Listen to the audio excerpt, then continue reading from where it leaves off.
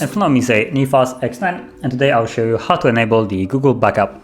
So to start off, we'll need to open up settings and then go all the way down into more general settings, and then tap on user and accounts at the top, and then tap on add account. Now before you can actually choose, let's say, Google, you need to make sure that you actually are connected to the network, otherwise you won't be able to connect with Google. So I already am. So I can just tap on Google, it will start checking.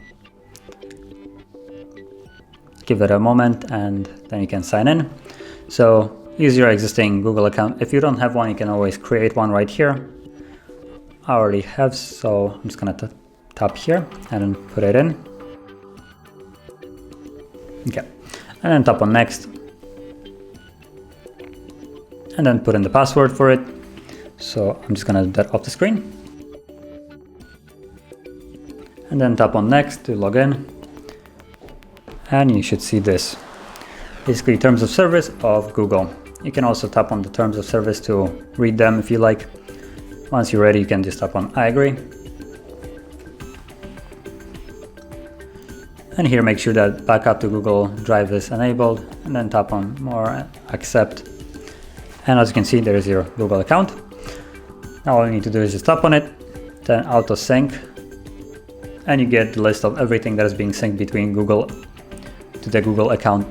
And everything that is selected here, if you're logged into the same account on a different device, it will be basically all synced. So if you add a contact here, it will appear on a different device. And you can check it on or off, whatever you don't like to sync between. So for instance, maybe you want to keep mails only on this device, so you just turn off the sync. Also, for instance, let's say calendar events. So now, let's say those two that we turned off will only stay on this device, and anything else will be synced between multiple devices that are on the same Google account. Well, basically it's just a Google account that has the info. But yeah, that's how you would enable it. And if you found this video helpful, don't forget to hit like, subscribe, and thanks for watching.